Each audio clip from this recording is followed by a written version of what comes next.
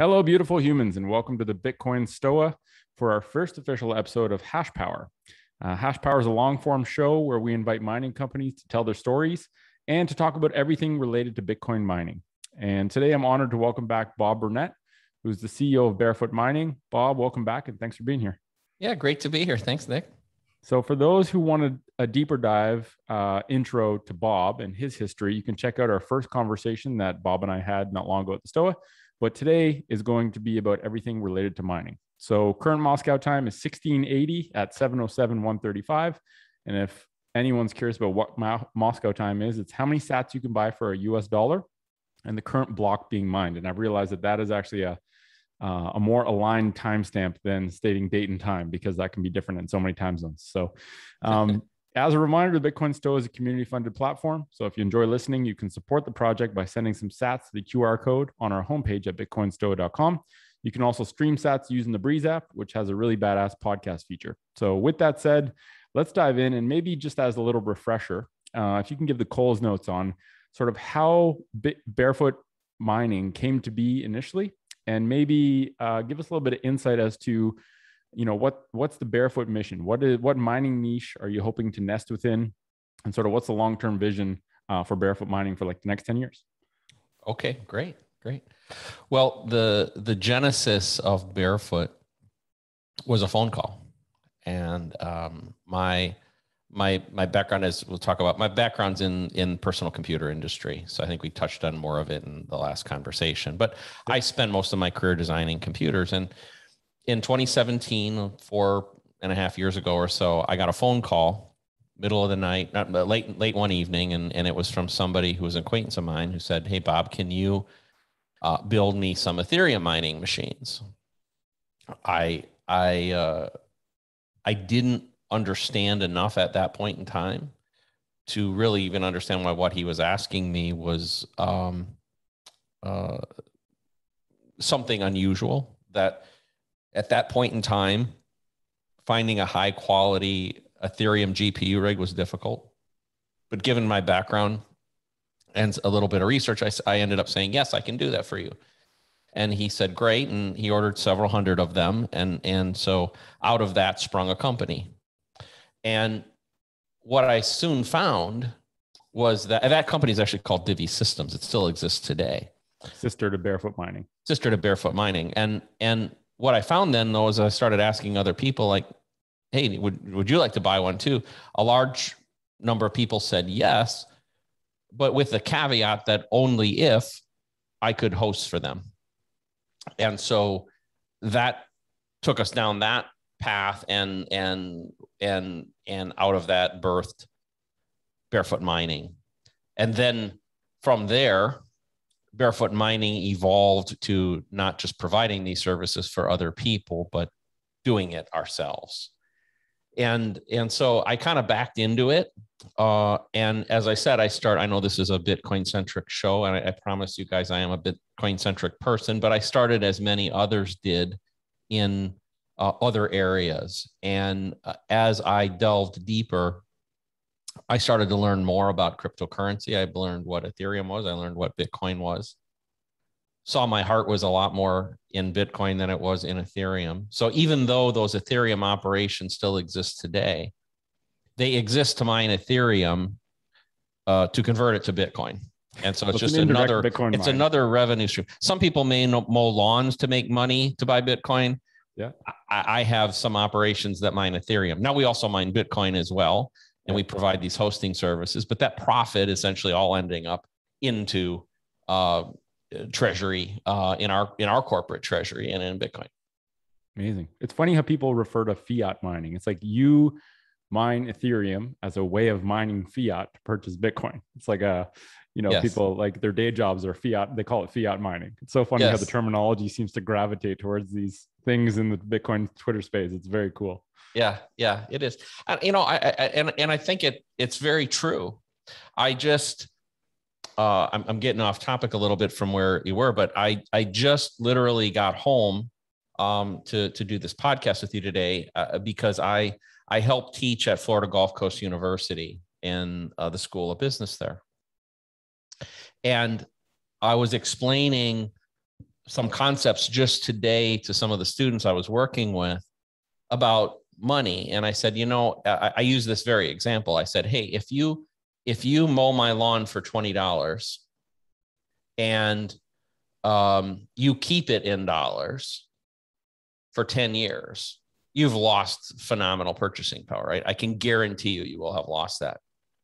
If you invest it, which means you're taking risk, you're probably going to do better, but you're not certain. You may have nothing, right? You have to introduce the possibility of that $20 turning to zero in order to either maintain or increase its purchasing power. But I said, if I take that $20 and I put it into Bitcoin, I have absolute certainty that 20 years from now, its purchasing power will have increased.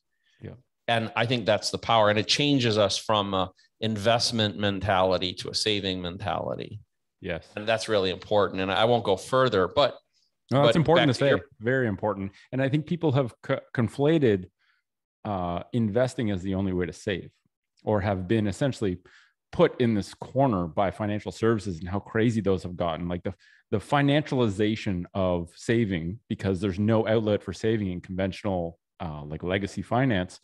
Yeah. I hear that all the time. People are like, if I want to keep my purchasing power, I have to invest. And they don't realize that investing is actually, like you said, it carries risk. And savings, it's not too much to ask to have a tool for saving that is risk-free. And I think that is a very important point to bring up. Yeah, I think it's crucial. And, I'll save us the rabbit hole maybe for another day, but very quickly, if you have a form of money that does not retain its value, then that value loss is theft. And what you're stealing is people's time. So I cut somebody's lawn for $20. I should have the right to hold that money for 10 minutes or 10 years and at least not lose purchasing power. And in fact, I would argue I should gain purchasing power, because my delayed gratification, my low time preference should increase my purchasing power. Yep. That's the natural law of things.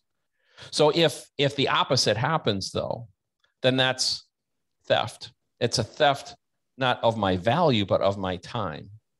And if you steal somebody's time, that's slavery. Yep. And so, we could, I'm sure we could spend a whole podcast on the philosophical components of that. But, we tolerate slavery. That's what's happening. Yeah. Through ignorance, I think largely. We just don't.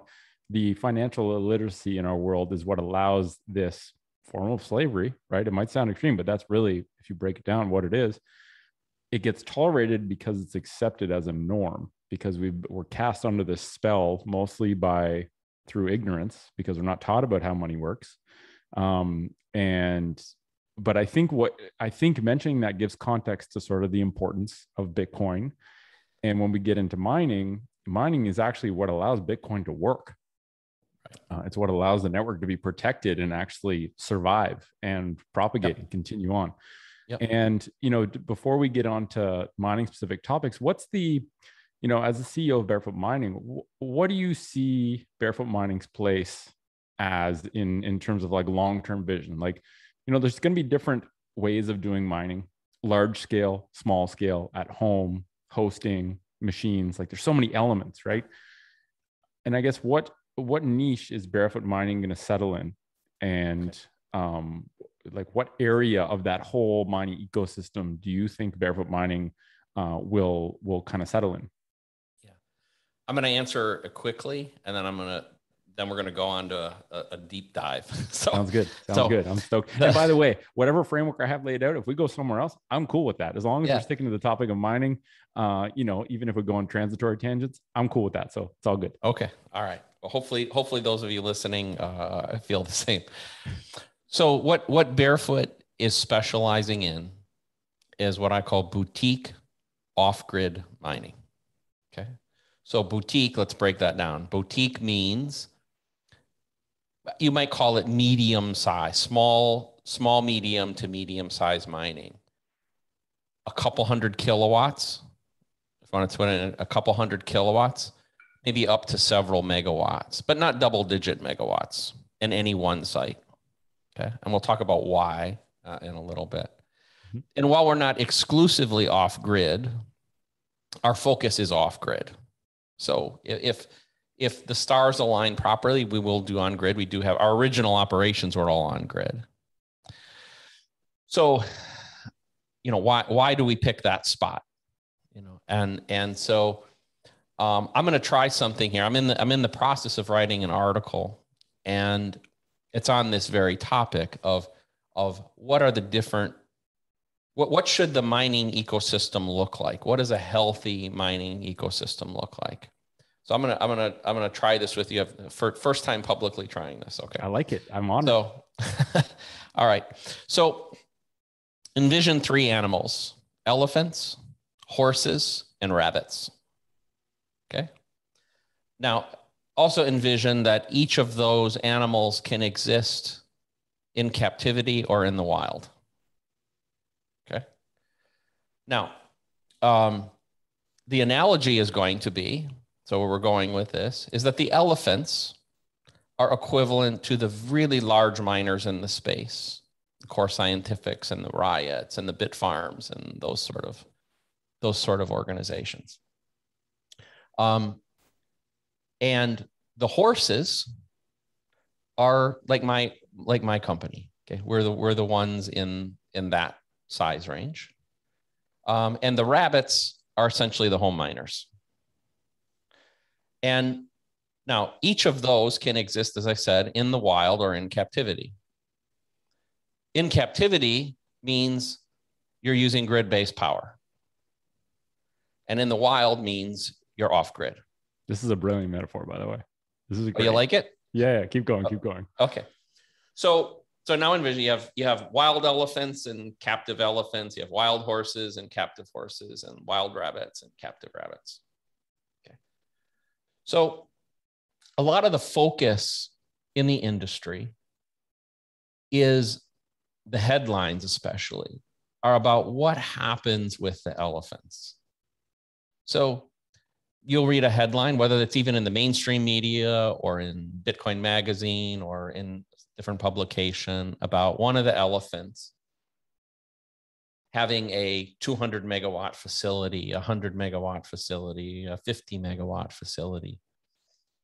We should all be happy about those things happening.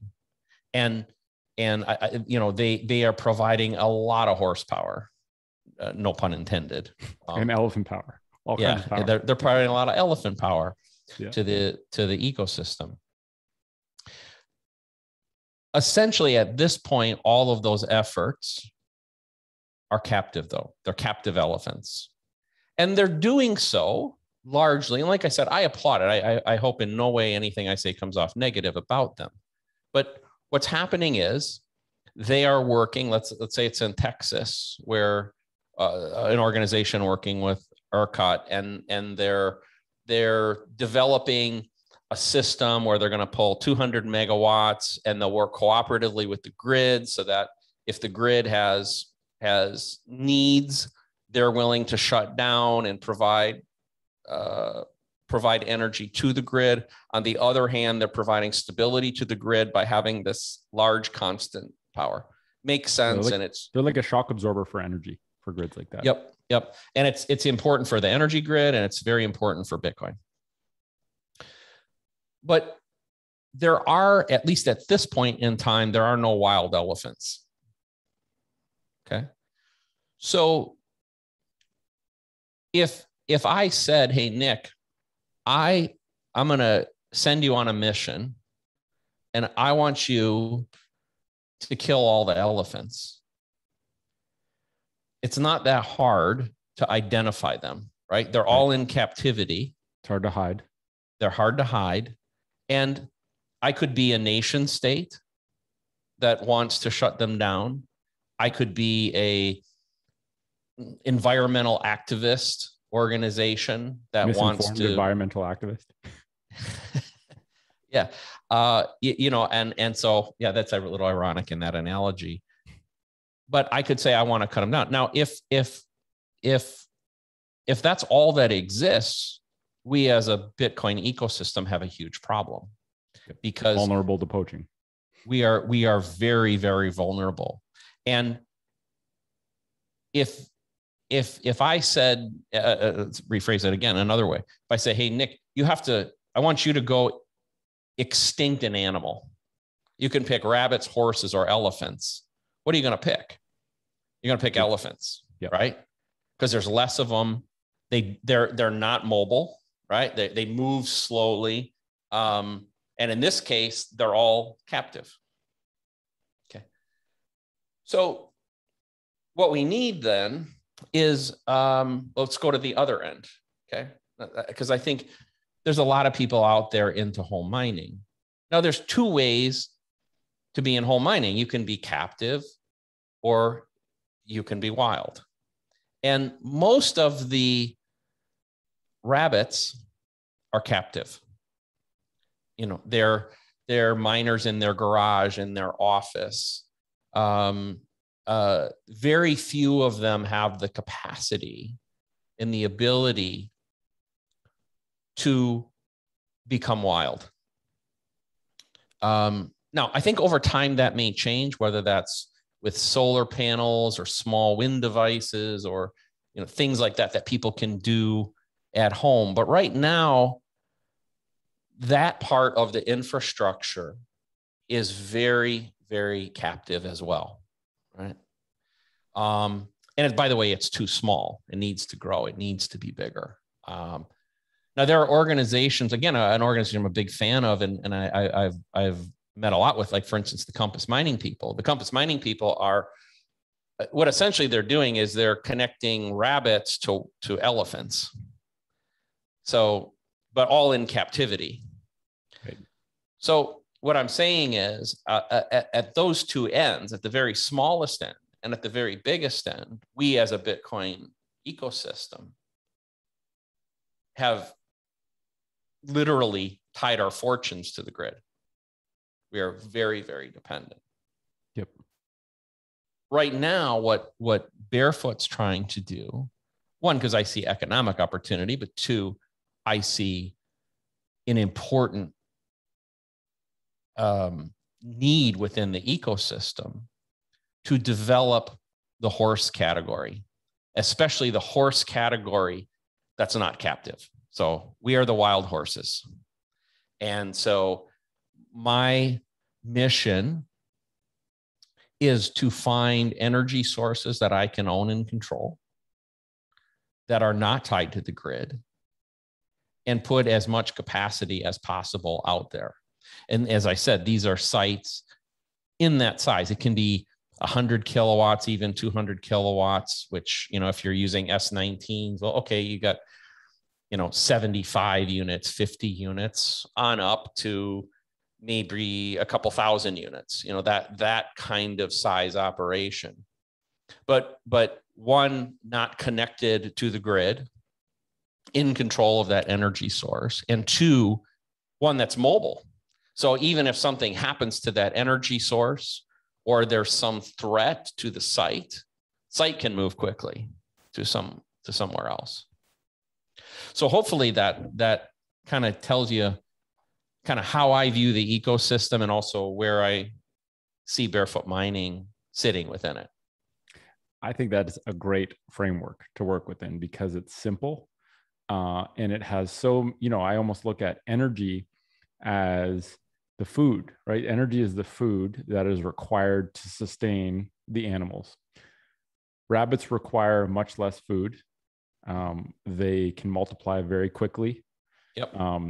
And wild horses essentially roaming around the wild, searching for food and landing on, like, there's so many sources of stranded energy. And I think the horses flocking to wherever the food is and finding sort of an equilibrium that sustains a certain population of horses long-term, right, is really cool. And I love the analogy of elephants because we kind of intuitively know there's not very many elephants.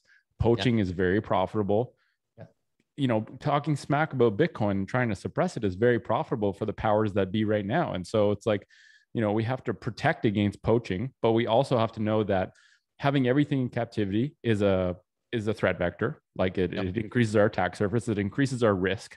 Having more things in the wild and having a broader diversity of species is how this ecosystem becomes anti-fragile, and also how we allow this Darwinian mechanism to figure out, okay, what is the carrying capacity of what amount of species? And they all have their own strengths too, right? Like the elephants can plug into capital networks, which the rabbits can't. The horses are more nimble to move, and the elephants maybe aren't. And so I'm going to be sitting on that metaphor for a long time. I think it's really good. Thank you for sharing it. Yeah. Well, my pleasure. I'm glad it resonated. I've been trying to describe this for quite a while, and recently kind of this sort of coalesced for me that it was this way. And I approached it somewhat from an extinction perspective too. So obviously what happened in China was a big deal, right? Said, well, if a nation state can shut down something that big, what can they not shut down? Well, I think it would be very possible to extinct the elephants. It would be difficult to extinct the horses, and it would be impossible to extinct the rabbits. So if they're all, especially if they're in the wild, the latter two are in the wild, then you've got no chance. It's hard to even find the rabbits, let alone kill them. It's like, that's really good. One thing I want to talk. Thank you for sharing that. And it's good to know. Like now I know. Okay, Barefoot Mining wants to be the horses, the wild horses of mining. You want to be the wild horses, right? And that's an important, I think, segment of the ecosystem that contributes to the anti-fragility, because you don't have the risk of being on grid, and you also have more. You can have a good amount of hash power held in those horses because they have the mid capacity, but they are also more nimble. Where if something, if a terrain became unfriendly, the horses can move. Exactly. And I think that's really cool. One thing I want to talk about is the FUD, the fear, uncertainty, doubt around mining, and sort of this almost transition that I kind of, initially energy was a big concern for people. Everyone was talking about energy. Bitcoin's taking up too much energy. It's not sustainable.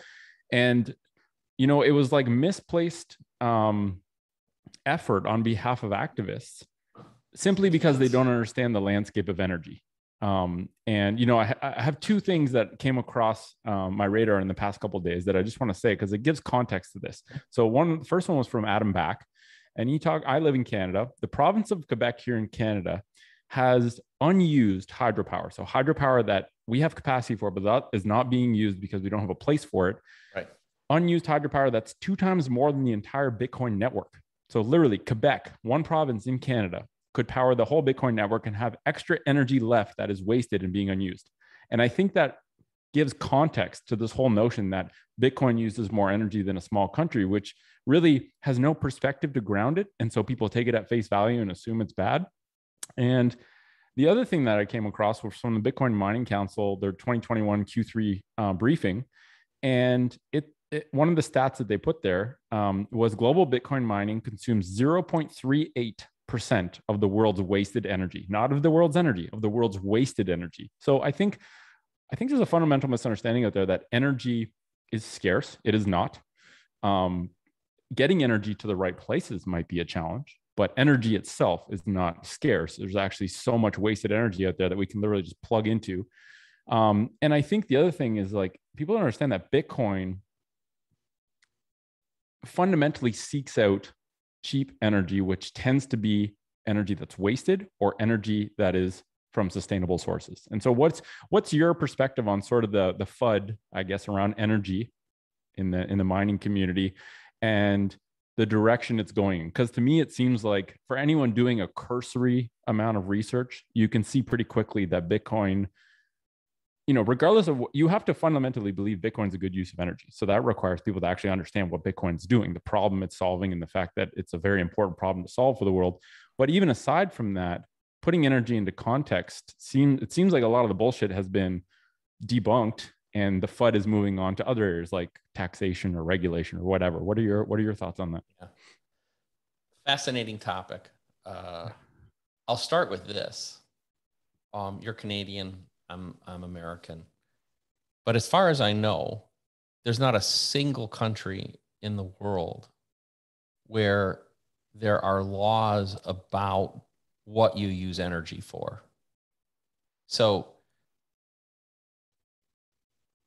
the fact that energy is used to power TVs or hair dryers or Christmas lights or, whatever, to date, nobody's ever proposed regulation or restriction on energy usage. So I believe those attacking Bitcoin with this attack vector, are really infringing on our rights, our rights as a human to decide how we want to use energy. Yep. And so I think, first of all, whether Bitcoin uses a lot of energy or not, it doesn't. We have to, as a society, we have to be careful about what's at stake here, because we're talking about that. And I've done the math, for instance. I like some of the stats you've done. I'll give you one about TVs. I used to design TVs too. I have that in my past. And I've calculated the power consumption of TVs globally. And it's a little over 2x the power consumption of the Bitcoin network. Well, when people say things like, well, it consumes all this energy and it doesn't do anything useful. I mean, that's usually the second part of it. We don't need it. It doesn't do anything useful. Is watching TV useful? Is it useful to blow dry your hair? I don't have that problem, but there are plenty of people who would say that's a very valid use. So I think that's the first thing. The second thing is the Mining Council statistics, and I've followed through with that. That some backup on that. I know these off the top of my head, by the way, because this comes up a lot. I used it just this morning because I'll tell you about a conversation I had in just a second at the university with another professor. And the total global energy consumption is 173,000 terawatt hours annually. Okay. By the way, of which 173,000, that's the key, terawatt hours, 173,000, of which 90% is fossil fuels.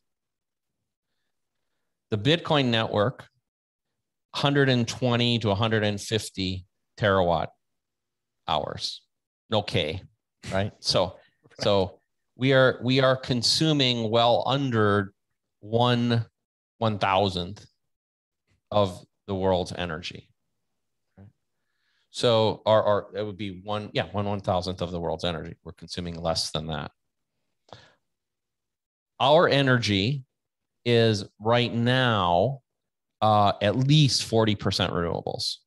So we are 4x the renewable penetration, and rapidly. Our energy. Are you talking about Bitcoin Mining Council or Barefoot? Bitcoin mining in general, and that number was pre the China mining ban, which distorted the numbers. I can't substantiate it for sure, but I would guess we've flipped that now. We're probably about 60% renewables and 40% fossil. Wow. And of the fossil, very little of it is coal, by the way, very little. And most of that is natural gas. So, there's all these optics, and the one that Bitcoin's proponents or deterrents, its detractors try to use is they'll say Bitcoin uses more electricity. They categorize that as electricity, not power, to further kind of cut that number down. Yeah, it's almost like they distort it. They distort it to their advantage. Yeah. And they'll say it's more than Australia or Bulgaria or, I don't know, they'll pick some country in that, sure. New Zealand, some country in that strata. And then add, and it doesn't do anything useful. My take would be if Bitcoin's power consumption was 10 times what it does is so important. I don't think anybody should care. And even if that 10x was all spewing bad carbon, we're still fixing what I believe to be the biggest problem in the world, which is money is broken. So now we're not doing that because to the point, another point you made, as an industry, the economics are such that the low cost energy that miners seek is that energy that is underutilized today. So what we're doing is we're finding those energy sources. We're developing those energy sources. We're investing capital in those energy sources. And generally, this goes back to the thing I talked about before. We are bringing the mining to the power. Historically, power has always had to find its way to the need. Now the need goes to the power. Yeah. And that's a big deal. And, you know, my company is an example of that. That's what we're doing. We are bringing our wild horses, right? We're going out. We're going to go where the food is. I like what you said there. We're going where the food is, and it's food that was going to rot anyway. That's a great point. And I, you know, to your point before where someone says, and it doesn't do anything. I think it's so, you know, like people who are uninformed have this weird confidence about them often. And to say that something that people are spending that much money to power has no use means they're saying, I know better than the market of millions of humans. And it's such an arrogant, silly statement that I don't know if those people are actually being taken seriously anymore. It kind of just looks bad on them, more so than actually like convinces people. It's like, well, why are people doing it if it's useless? And why are these companies not just only doing it, but actually making lots of money doing it, right? Energy companies now have a straight up pipeline to transition into a tech company by partnering with Bitcoin miners. And it's this very elegant game theory where everyone seems to be getting pulled into the orbit of Bitcoin out of financial incentive, right? Like out of basically, you could say greed, but it's really just we react to incentives. If something's profitable and the pros and cons lean on the pros, we're going to do it. And so all of the energy sector is kind of being co-opted into aligning with the Bitcoin network because it's in their best interest. Bitcoin is the best commercial consumer of energy on planet Earth. And that's a very special thing to say if you can say it truthfully. And it's because it has no preference to the bandwidth of power, to the location of power, and what I mean by bandwidth is like a nuclear reactor. If you can use the entire power output of a nuclear reactor or a small subsegment, that is the bandwidth. And most use cases for energy cannot use full bandwidth energy, but Bitcoin can. Right. And Bitcoin, like you said, the horses go where the food is. You can't move people all of a sudden to go where the energy is. It's not practical. It's not even practical to transport the energy, but the fact that Bitcoin can literally transport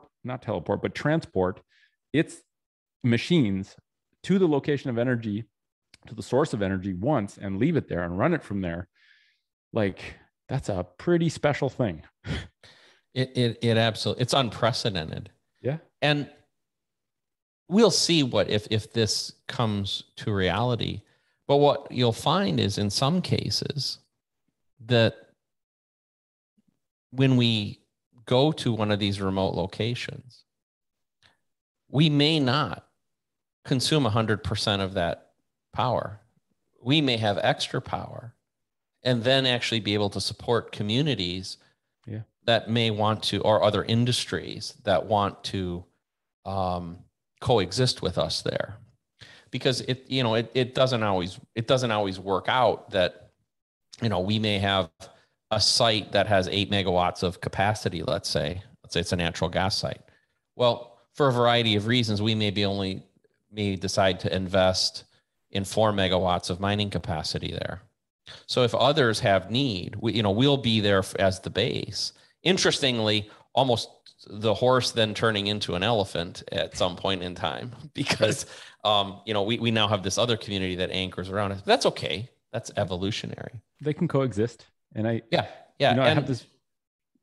I think it's important as well to think through how the economics ultimately balance.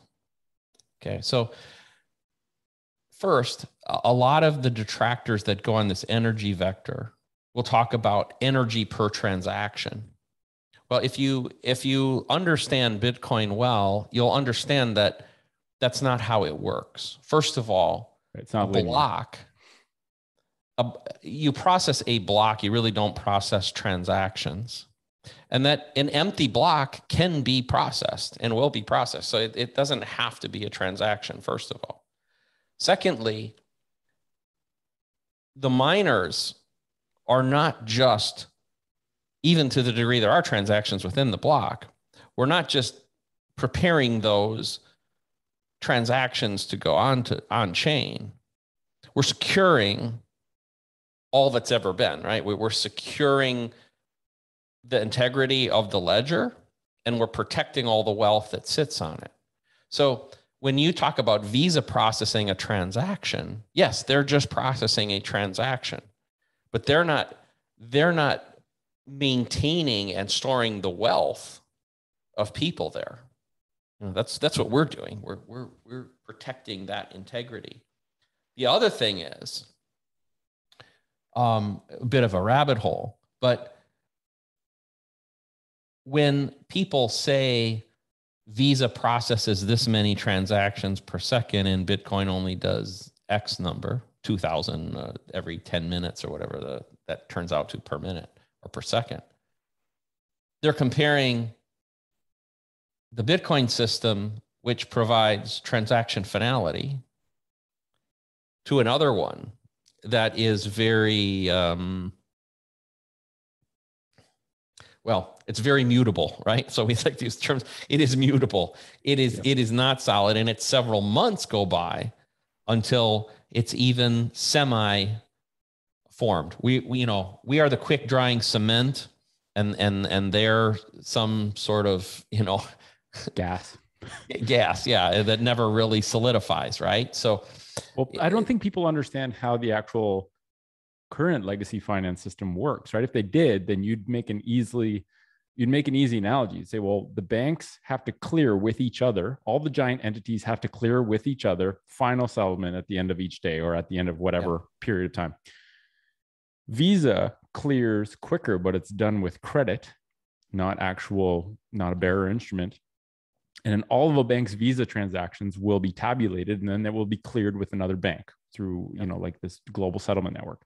If people understood that, then you could easily get across that, well, Bitcoin is the settlement layer and Lightning is like Visa, which is processing transactions. And better yet, it's not Visa with credit, it's Visa with a bearer instrument. Right. But most people don't have the template to actually be able to explain that. And so they don't know that, like, it's really important that the foundation base layer be robust and handle a certain amount of capacity, but it certainly doesn't have to handle you buying coffee. That's not actually part of the design. Right. But most people don't understand Lightning. And if they've heard of Lightning, they don't even know the mechanics of how that fits into the layer cake of this new ecosystem. Right. Yeah. I'll add one other thing too, which is even with the bank-to-bank settlement, it's still not settled. There are still mechanisms where things can be reversed. And one that I have felt as a business person over time, owning businesses, for instance, that accept credit cards, or checks, is, for instance, I used to run a chain. I owned and ran a chain of retail stores in the upper Midwest, consumer electronics. And we'd sell somebody a TV, let's say, similar like the one in behind me. And so they buy it for $800 or $1,000, whatever the price is. And they walk out the door, and we have a credit card that's been run. 3 days later, and at the end of the day, we run it and we get our money as a merchant. 3 days later, 5 days later, we get a phone call and from Visa or MasterCard, and they say, hey, sorry, there was a fraudulent transaction. That was a stolen credit card. And we're taking your money back. Like the 800 we gave you, we're debiting that from your account. And you're not getting your TV back either. And we're not getting the TV back. Yeah. And there's another piece of the existing financial system that people don't understand. And that's that the credit card companies take almost no risk. They take 2 to 3% cut, and they're not even taking the risk. And what, as a merchant, what are we supposed to do? You know, we have to, now imagine on that TV, we only make 20%. Well, I got to sell like 40 more TVs, or I don't know that many, whatever the percentage. I got to sell 4 or 5 more TVs just to make up for that one that essentially got stolen from me. Yeah. But the politicians and the structure of the current financial system is very consumer protection oriented. And I'm not saying that's all a bad thing, but nobody cares about the merchants. Right. And so Bitcoin, interestingly, as merchants understand it, are going to absolutely love it. Yeah. Because that can't happen. And so, by the way, that TV, instead of being $800, might have only been $750 if I didn't have to worry about the loss, accounting right? for those losses. Yeah. Right. And even, you know, people always talk about, oh, I love the points I'm getting on my Visa. How do they do this? Like, how is Visa giving me this? I'm like, well, if you start a business, you know exactly where that's coming from, because it's coming from what businesses get charged in order to use the Visa network.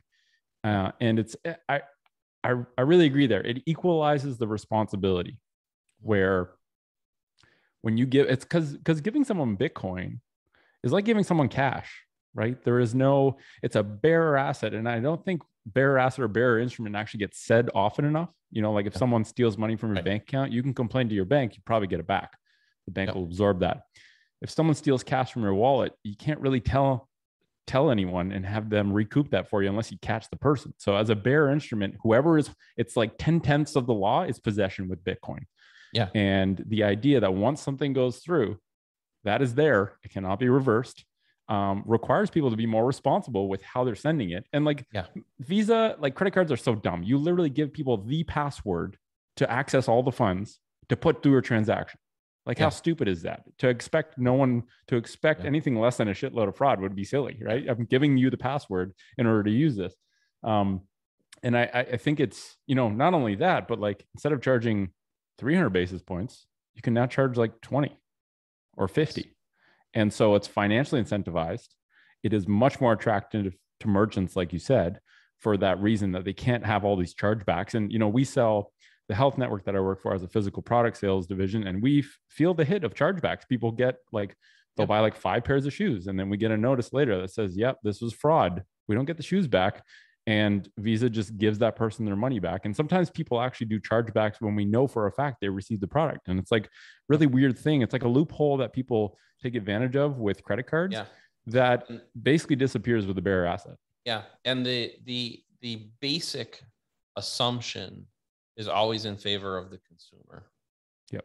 So, and the laws were written that way.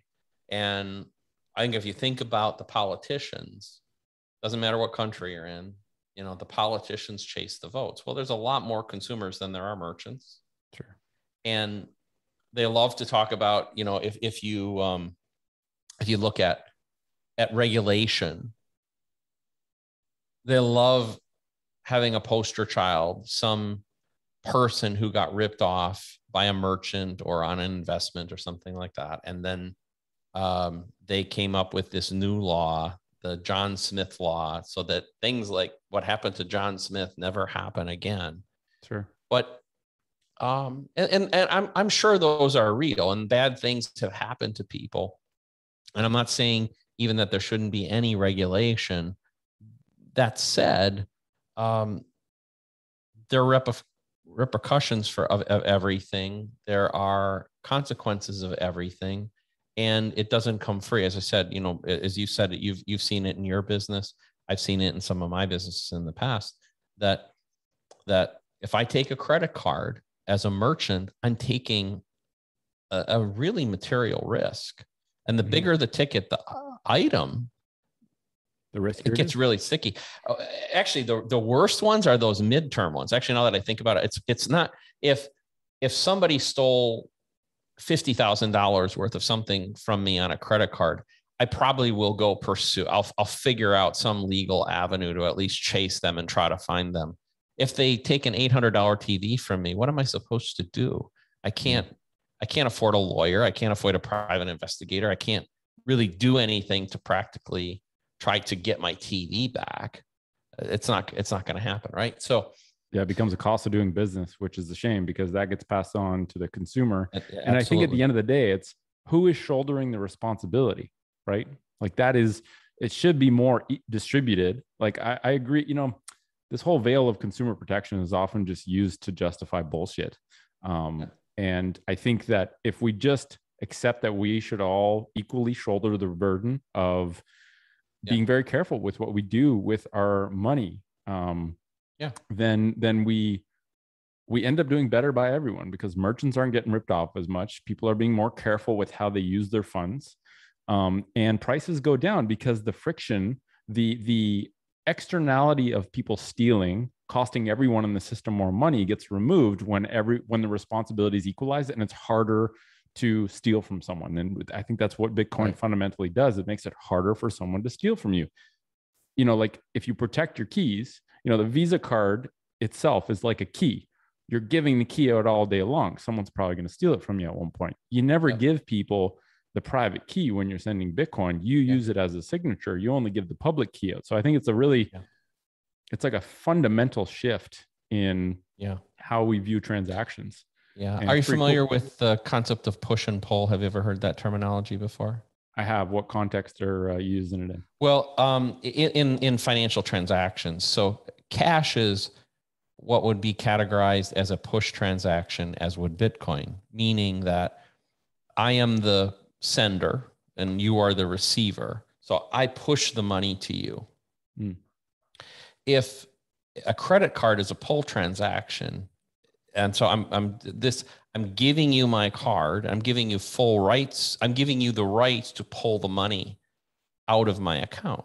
And so if I was buying shoes from you, and let's say a pair of shoes is $100, I gave you my credit card and you ran it for $1,000, even if you gave me the shoes, you have the right to pull it. Now I have to go do the work to undo that. So I've given, that's just an example of the power. When something is a pull situation, then you're giving phenomenal power to the receiver. If it's a push situation, it's back into the bearer sort of thing, that it replicates cash, right? Cash has been the real push thing, the traditional push instrument, and things like credit cards are the pull instrument, and a lot of danger with a pull. Yeah, that's a good kind of mental model to think of it. And with a push, you are fully responsible to making sure you only push the right amount of funds, right? You're not having to trust that person is going to use that permission you gave them in a negative way. So I think eliminating trust, right? Yeah. And, we should point out to people too, that somehow or another, as a global society almost is this way, we've decided that the financial banking infrastructure of the world should be the arbitrator of financial transactions. I don't know why. Because if, let's say as an example, I buy shoes from you again, okay? They're supposed to be, I don't know, 100,000 sats. Okay. But I accidentally send you 1 million. Now, you're a nice guy, you're an ethical guy. I'm pretty sure if I said, hey, Nick, I made a mistake, can you send me the 900 back? I bet you would. First of all, there's nothing says you can't do that. Number one. Number two, if you said no, screw you, I still have legal recourse. there is a mechanism in basically every country in the world for that sort of situation to get handled. What we're not doing is allowing a Visa or a Bank of America or a Bank of Scotland or wherever it is you live to be the arbitrator. Right. Which, if you think about it, they become a form of judge and jury. And frankly, I don't trust them. I don't always trust the judicial system either, but I think I got a better shot in front of a jury of my peers and a judge than I do arguing my case to a customer service agent at Visa or some vice president of some local bank. I'd rather take my chances. Yeah, that's a good point. And it really is, it depersonalizes it and creates more friction by having a third party who's like in the ether. Like I do this all the time. We get this all the time with PayPal, right? People say, oh, I don't recognize the charge. Charge is back. And we say, well, actually we have the tracking number. It got delivered. And just the fact that you got to constantly go back and forth with people who have no context, right? Like they have to be given full documentation and context, and you just hope that they make a good judgment. But the whole thing, like even the scenario that you said before, you try and send me 100,000 sats, you send me 1,000,000. If I don't send you back the balance, you're not going to buy anything from me again. I'm probably going to have some action against me. You're going to tell every single person you know not to buy shit from me because you did something by accident and I showed bad faith. And so I think there's recourse. The game theory is such that it's in my best interest as a business to send that back, because not only is it fair, but it carries consequence if I don't, but it's a social consequence, not a random consequence from an arbiter that we don't know. So yeah, I think it's just it's a cleaner way of, if we just let people deal with people instead of having to always go through a third party who we say is trusted, but oftentimes breaches our trust or simply can't handle the complexity of how many transactions are going on. It's a better world when humans can deal with humans because they work shit out. It's in our mutual best interest to work things out. Yes, it is. And I think Bitcoin gets us back to that. I want to talk about the importance of miners for the whole Bitcoin ecosystem, right? Like you said it before, miners are protectors of the network. They are literally securing property rights for all humans on Earth. And I think the people who say, oh, it does nothing, like clearly they haven't done any homework at all to understand Bitcoin. And this is an incredibly important role. So number one, thank you for being part of that global community of protectors. But I also want to talk about, I love Michael Saylor's analogy of the 7 layers of security with Bitcoin. And I also love the fact that the first 4 layers are largely provided by miners. And that really just shows how important they are. So the 7 layers that he talks about are energy, technology, political, financial, network, spatial, and temporal. And when you look at energy, technology, political, and financial, those last 2, political and financial, are probably much more influenced by the elephants. But the first 2 are kind of influenced by all species in this ecosystem, right? Energy, the rabbits, the horses, and the elephants are all seeking out sources for food. They're all seeking out energy. Those animals are also all on this kind of like, it's like a tug of war between energy and technology, it seems. And it goes through cycles where it's like, an S9, if an S19 is 5 times as efficient as an S9 generation in the course of, 3 years, then there's a technology side to this as well. And I think this is one of these fundamental misconceptions where people say, oh, Bitcoin takes this much energy. If it grows this much or keeps growing, it's going to take this much energy. But they don't understand that actually, not only does it not follow a linear path of energy to number of transactions or size of Bitcoin, maybe it follows the log, but it certainly doesn't grow 1-to-1 because things like lightning affect that. Things like the technology, right? If every 3 years we're getting 5x more efficient, in 10 years we're 100 whatever, 5 times 5 times 5, 125 times more efficient, we're taking very little energy to maintain the same level of hash rate. And so, what are your thoughts on sort of how do you view the role of miners in the whole ecosystem? Because I don't think they get enough love.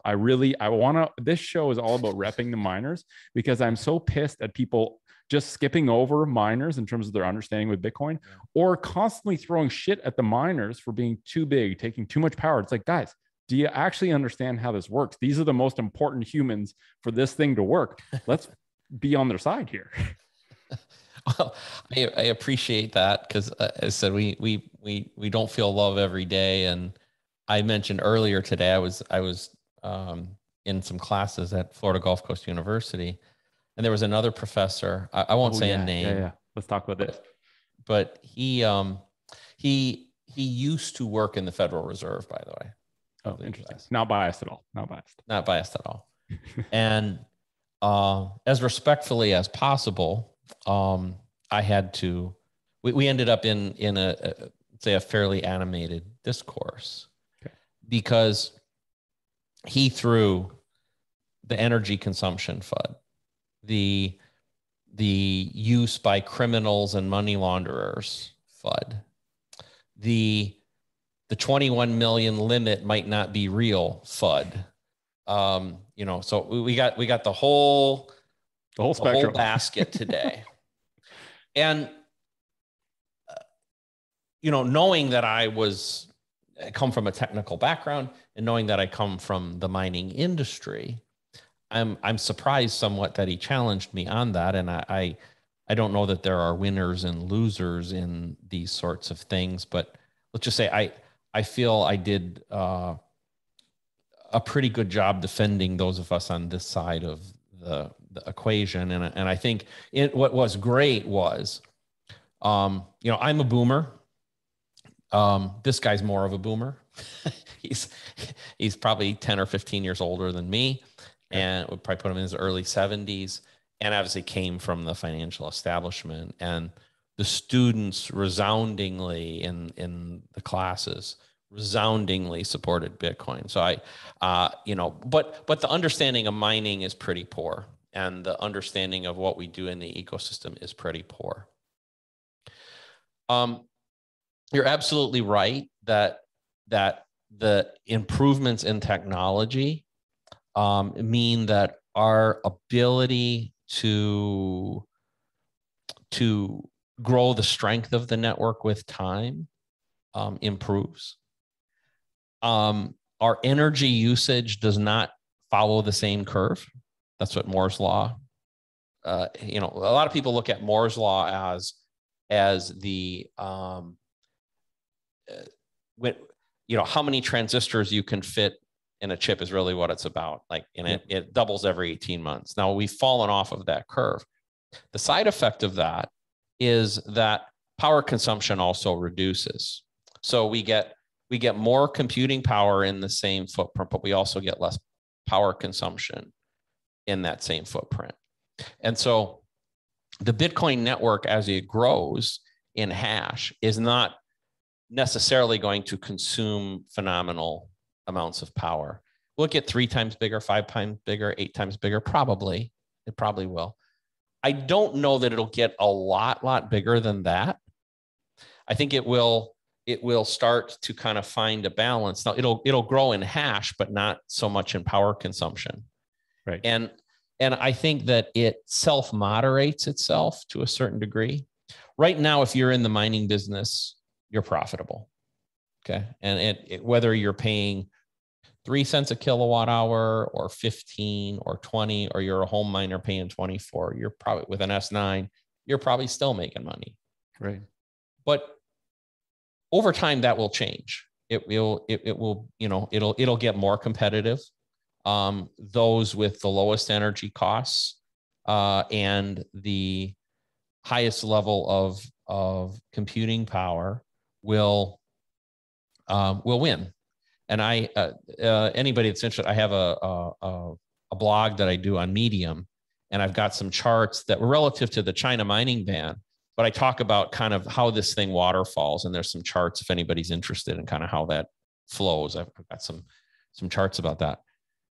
So anyway, what I think it will find a balance point, I guess is what I'm getting at. That at some point, if we add too much capacity, then we'll as we start adding more capacity, it just forces other miners out. It forces the higher power consumption, lesser performance miners out, which reduces the power consumption. So we're going to find that balance point. I think it's somewhere between 5x and 8x where we are right now is where that balance point is going to be, which, as we talked about before, is a minuscule amount of energy, right, on a percentage basis. And it's so interesting to see sort of this recovery the global mining network, I find even just like the units of hashing, right? Yeah. Really kind of cool. And for anyone that comes from a computer world, it's, you have a hash, and then you have kilo, mega, giga, tera, peta, exa. And right now we're at about 150 exahash. I think I checked this morning is what the network's at. But how quickly it recovered, right? It went down to, like, I went based on blockchain.com's figures, it went down to 85 exahash at the start of July when the mining exodus happened from China, from a high of 180 exahash. And now we're back up to 150, and it rebounded very quick. And so I think that was just like a beautiful demonstration of how anti-fragile and resilient the Bitcoin mining world is, because it's this massive mixture of incentives between, like you said, energy, power, technology available. You have companies like Square saying that they're going to look into creating an open source mining machine that can be decentralized, like basically creating the tech for rabbits. And I'm sure that's not the last company, like, Intel, Apple, all these companies that make semiconductors. It's like, they haven't clued in yet. They haven't opened their eyes yet. But when they do, I think they're going to realize, like, okay, we're a little bit behind because we took so long to get here, but it's better late than never. And now we're going to make the world's best semiconductor mining rigs, because making an ASIC is not rocket science. And if you have the infrastructure in place, like, there's a big opportunity there. So I'm excited to see where hash rate goes. And also, like you said, how it distributes. Because if we have massive amounts of hash rate, then mining becomes less profitable. And so you drop off the people who are no longer able to do it with a high profit margin. And so you're always incentivizing the best people to the most efficient people who have either the best power, the most efficient machines, the most resilient bandwidth of where their capacity is, to do the job of securing the network. And it's like, it's so beautiful to witness. And it makes me feel really safe knowing that it's got all these things in place, so that the attack vectors are really, like, they're kind of gone, in my opinion. Because even if you had enough power, if you could harness enough power, you couldn't get 1 million mining machines overnight to do any kind of attack. Not to mention it would cost a bajillion amounts of dollars to do over time. So it's so much. It's made it so that it's almost de-risked the excuses people used to use and say, well, what if the network gets attacked? It's like, well, you don't know how it works, because it's really hard to do that. Almost virtually impossible. I'd say impossible at this point. I agree. I think that what you said was nuts on. One of the things that worries me, which we haven't really talked about worrying, so is it's very important that those rabbits exist. And even, as I said, I believe in the horses too. But we're at a point where we have to be careful that the elephants don't eat all the food. So, and the food not being the energy, but also the ASICs, right? So it's like the food and the water. Maybe we give the analogy. So I like that. If the energy is the food, then the ASICs are the water, or vice versa. So we'll work on that analogy. Well, I am worried about the elephants eating all the food, and like drinking all the water. Sorry, yeah, taking all the ASICs. Yeah, and we have shortages right now. Worldwide demand is very, very high, and if you're a rabbit, the only mechanism you have is, well, you can go to a company like Compass, and that's wonderful at an individual level. You can get access and you can go to Compass, but you're still kind of part of the captive elephants. And when you do that, if you want your own miner that, you're going to put a small turbine in the creek that runs through your yard and power a couple miners, well, you're going to be going to find those on the spot market. You're searching eBay. You're doing those things, and the current infrastructure just isn't there. And as a wild horse, kind of the medium-sized group, I can get them, but I have to make commitments with long lead times. I have to take a lot of risk to get them. And if I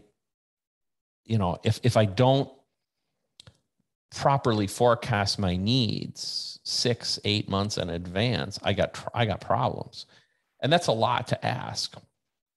I think that to me, that's the biggest threat to this ecosystem and, you know, again, I'm not being critical of the elephants. They're doing what elephants do. But when you read an article, I don't know the specifics you see, They need a Riot lot of water to says, survive. That's a byproduct of a large animal. They need a lot of resources. yeah. And they want to grow too. They want to multiply. Right. So if Riot or Mara or Core Scientific, you know, they like to announce what they're doing. And they'll say, well, we're buying 45,000 ASICs. We're buying 10,000 ASICs. We're doing this, we're doing that. Well, they're gobbling up massive amounts of a very finite resource.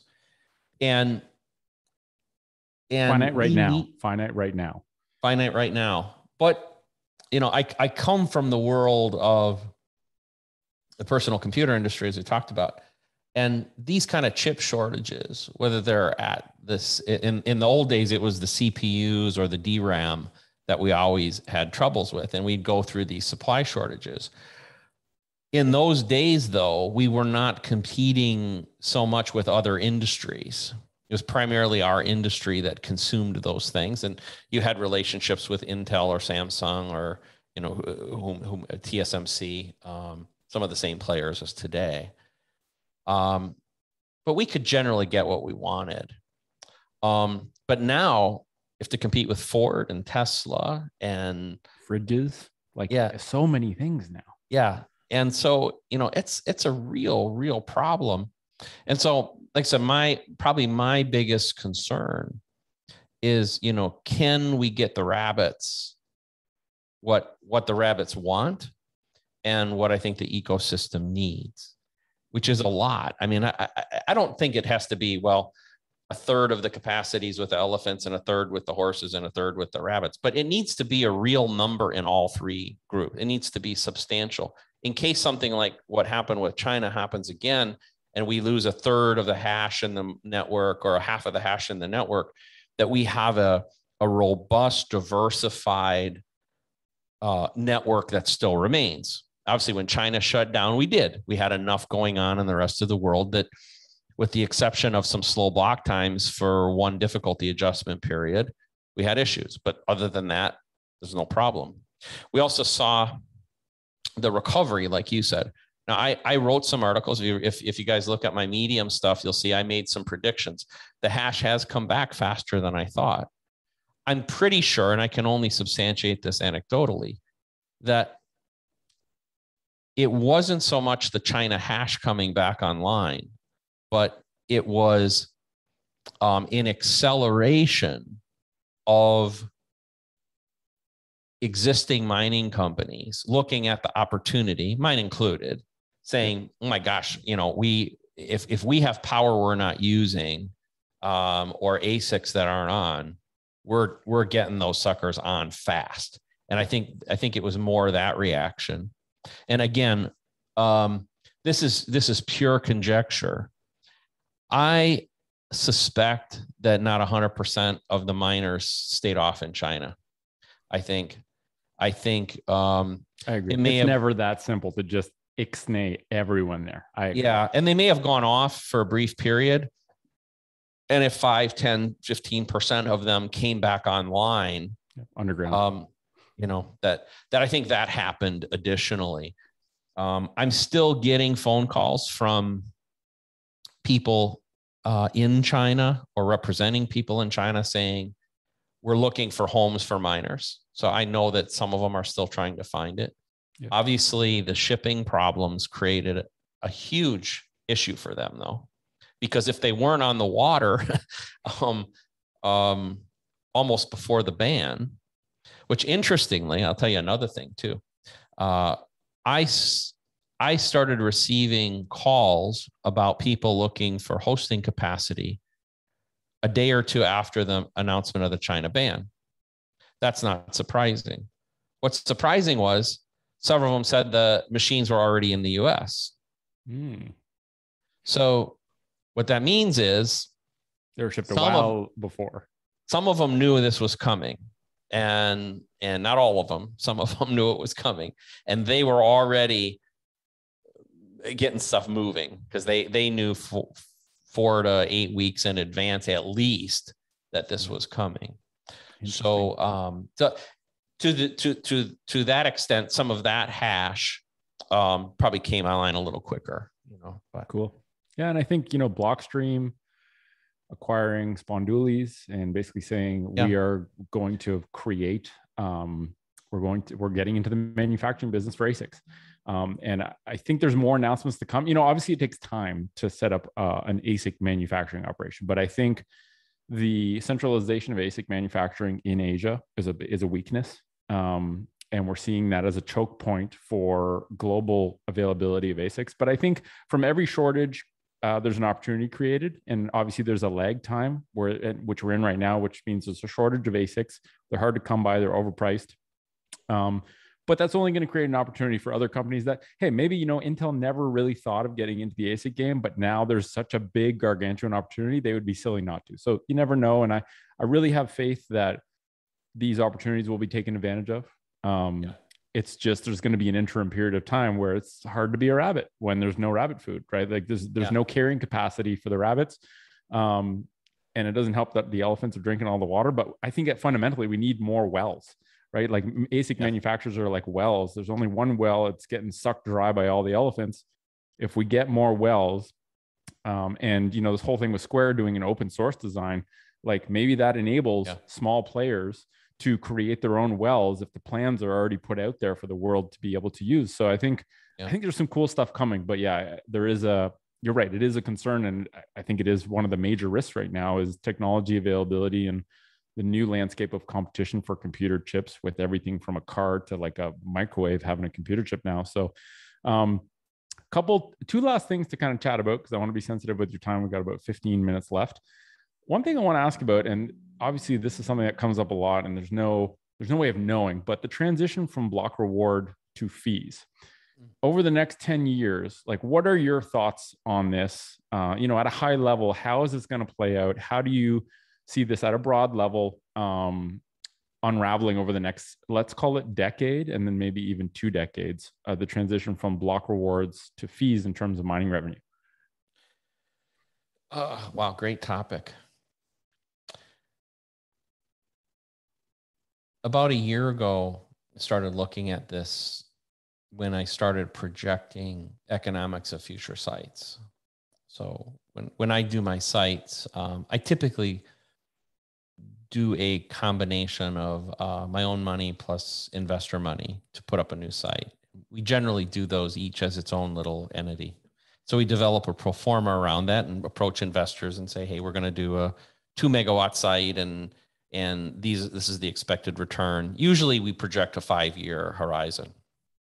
And then we tell them it's going to go on after that, but there'll be a technology refresh and probably another capital call to buy more ASICs, and you can either participate or you get diluted. That's the basic structure that I usually work under. Cool. And when you start projecting 5 years out, obviously that means that we're going to cross to the next halving, and that the block subsidy is going to go down, right, by half. And so the fee, we make this next halving from 6.25 to 3.125. That's a big deal, obviously. And so I used to think, and some of the external groups that I worked with used to think, that in the next halving, in that period, we might see fees start to rival the subsidy in terms of the total reward. I'm having less confidence in that than I used to. And I think the impact of that is things that are happening at layer 2 that, we're just not seeing it. When you follow, mempool, I love going, I go there every day and just watch blocks sometimes and see if the pools that I'm involved with are winning blocks and things like that. It's just kind of a fun little thing to look at.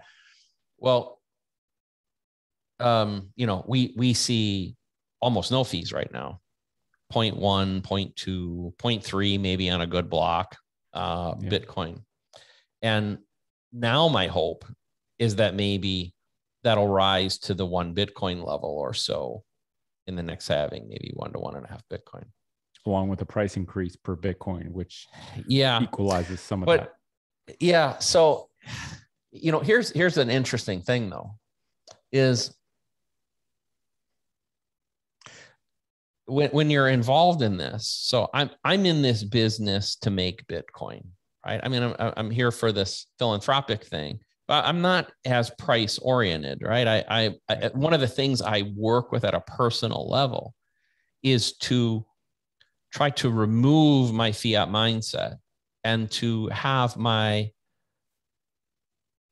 value language be Bitcoin, not dollars. And I think that's a struggle for anybody. I spent 57 years essentially thinking in dollars, and this is worth $1, not 100 sats, or whatever the right. And so to try to get my mind going that way is hard. So, but what I try to do in my business is I try to measure my business in Bitcoin. That's amazing. And so I'm in the business of building Bitcoin. And so when I look at the block reward and what we're earning for my company, I'm trying to measure it in Bitcoin. And so I want to believe that even as the Lightning Network gains momentum, and there'll be other layer 2 things going on too, right? But as that momentum gains, that some of the fees relative on the settlement layer, on the base layer, start to go up. That essentially that we'll see more the banks of the world, the banks of the Bitcoin world, the Coinbases and the PayPals and the MasterCard, which says it's doing Bitcoin now and all that. They are going to have regular settlement on the blockchain, right? Yep. Just like we talked about before with the fiat system, they're going to have regular settlement. And as they start moving very large sums of money, a 10 Bitcoin settlement, 100 Bitcoin settlement, 1,000 Bitcoin settlement. And some of those might also be huge stacks of UTXOs, which means that they are more data heavy, right? Like moving 10 Bitcoin from one UTXO to another one is different than taking 10,000 UTXOs, moving 100 Bitcoin. And that data intensity actually carries with it a charge. And so hopefully I think that goes into the mix a little bit as well. Yeah. And they have to start competing with each other for this, right? So I'm hoping that will drive fees up. I think it's going to be less than I thought it was earlier, but I'm hoping that the average block, as we get past the next halving, we get into it just a little bit. I think there's always a little turbulence right after the halving. I hope we're settling into maybe 1.5 Bitcoin as a common settlement layer. Cool. I think Liquid has something to contribute to this too. I'm at the very start of my journey of understanding Liquid and side chains, and I really love what Blockstream's doing. They have their hands in everything. I think it's so cool. And this, like I heard a podcast the other day, and they were talking about the notion of settling large transactions on Liquid, like for example, a house. So if I buy a house, I'm paying all these fees for lawyers to essentially make sure that house is now registered to me. And if you take 50% of the legal fees and you replace it with a small smart contract on Liquid, then that fee to settle my house sale might be a contributor, a large single fee contributor as a transaction to the Liquid network, which is on Bitcoin. And so I don't know how that's going to work, how that, like what portion of that fee goes to the base layer settlement, what portion goes to Liquid.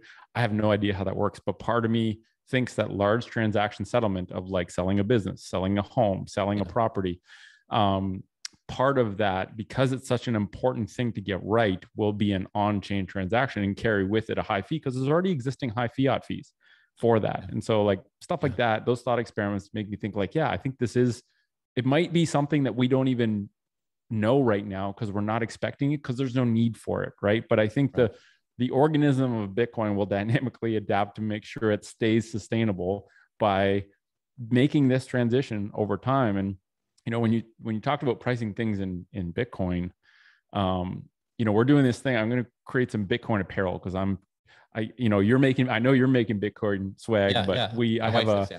I have people in Ottawa that I've kind of aligned with, and they're aligned with makes things that fit well, are durable, and charge a fair amount for them. Be very transparent. So basically, we came up with this model where every time we do a batch, we take our fiat cost times 1.55, and that's the price. And we'll show the price in both fiat, Canadian dollars, and also sats. So that over time, if Bitcoin is becoming more valuable, if you're paying in sats, that apparel is getting much cheaper. If you're paying in fiat, if each batch is getting more expensive because of supply constraints and just inflation, it's getting more expensive. So I really love it. I can resonate with the hard mental shift that comes with trying to price things in sats because there's so much uncertainty and we're just not used to it. Like our entire lived experience has been pricing things in dollars. Yeah. And so I'm excited to start to like view things in sats and see how that changes. And that's why I mentioned Moscow time, because it's getting me in the routine of thinking more in sats than in fiat. And it's a more global mindset. It's really cool. Yeah, that's awesome. I think one thing that might be interesting is, we talked about game theory and maybe some thought experiments, but one of if you follow mempool.space, those of you that yep. If you're not there and you're involved anyway in Bitcoin, you should go out there and just kind of tootle around and kind of see what's going on, because that's really the heart and soul of what's happening at Bitcoin. It's like the EKG of it's like it's a magical sight to observe. Yeah, and they do a great job with the UI, and it's colorful, and I really applaud those guys, and I've donated some money to them. I think they do a great job. Cool. But when you go through there, one of the things you'll see is fairly regularly you'll see Binance Pool win a block, and then plow a little deeper. And one of the things that I think you're seeing, I'm pretty sure you're seeing, is that what they're doing is they're mining not only to be a miner, but they're mining with the anticipation of reducing fees. So what they can do is they can place the transactions that they want processed into the mempool with no fee. And as long as it's not time urgent, what they can do is let it sit there. If they're fortunate enough, now every time they go try to mine a block, they're going to include their stuff, right? And so if they're fortunate enough to win, they get their transactions done with no fees. If the mempool is very empty, there's a decent chance that one of the other miners is going to throw it into their block and mine it for them for free as well. And so the reason I point this out is if you think about, okay, what is the logical extension of that? It makes sense for anybody that has to materially do a lot of on-chain settlement to have a mining presence. So if you're PayPal, if you're MasterCard, if you're Bank of America, and there was some stuff in the FDIC announcement by the FDIC about U.S. banks now being able to maybe hold Bitcoin and collateralize Bitcoin and some things like that. But you're gonna have all these different organizations that now have a vested interest in mining, and they may have mining operations of their own. They may reach out to other miners and want to buy space in the mining or align with mining pools. And, so there's some very interesting things that I think will happen. Yeah. Yeah. I think when they have skin in the game, they are automatically incentivized to make sure mining is able to continue, right? Like it's a deeper level of involvement in Bitcoin. And if we don't navigate this correctly, it becomes a risk to all of us. And I think this whole notion that we all have skin in the game means that we have this balanced perspective to all be heavily vested in Bitcoin succeeding. I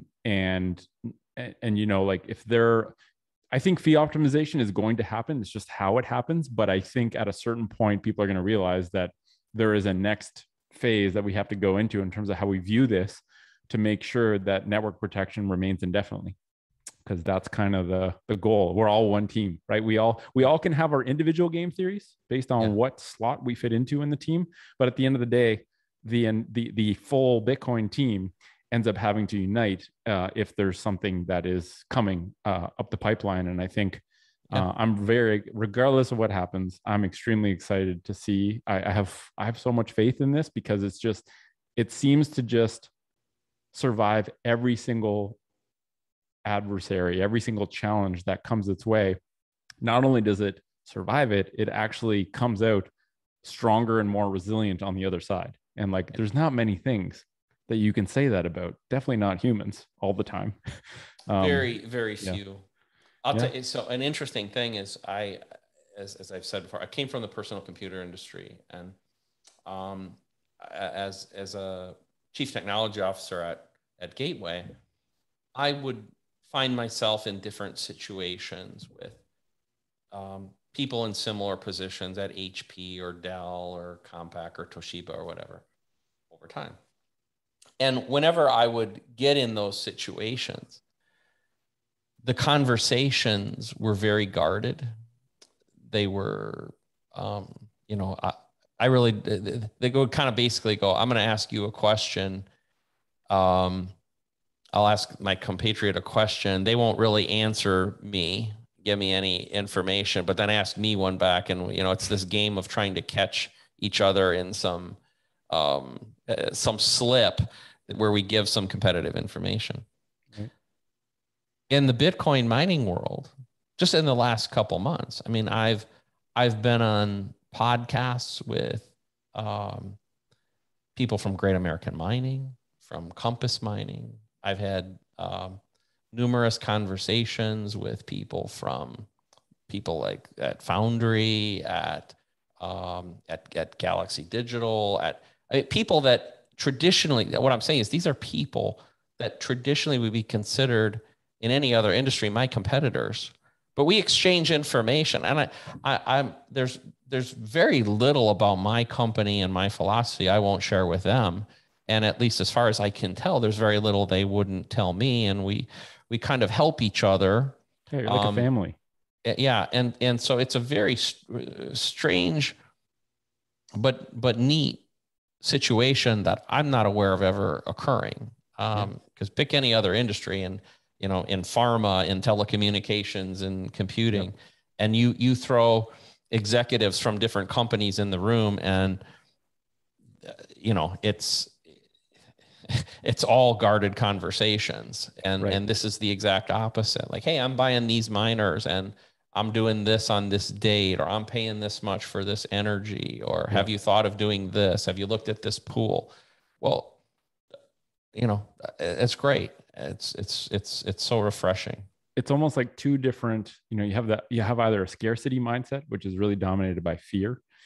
And the scarcity mindset is like, put a bunch of executives from different tech companies. There's a scarce amount of customers. They're all fighting for them. Right. And then you have the abundance mindset, which is really all love. And it's that there's enough to go around. And my interest is for us all to succeed because there's enough for everyone. And it sounds like, the Bitcoin community is really an abundance minded community.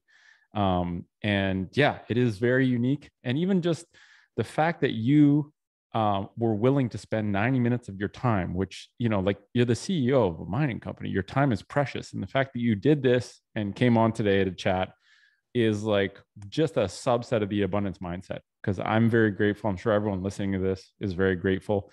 And I think that'll be a good place to wrap it up, Bob. And I thank you for your time. I look forward to, I'm always good game for a good Bitcoin conversation. Doesn't always have to be. I wanted to get you on for Hashpower because I wanted Barefoot Mining to be the first mining company that I spoke to, because I just love the conversation we had a couple of weeks ago. So thank you everyone for listening. We hope you'll stop by the Bitcoin Stoa next time for another episode of Hashpower when we get other mining companies on. If you enjoyed the content, you can support the project by going to bitcoinstoa.com, sending some sats to the QR code on the homepage there. We're choosing not to make any income from any sponsors or anything, because I think this is actually the best way to do a content platform that's objective. And Bob, thank you for being here. Thanks everyone for listening, and ciao for now.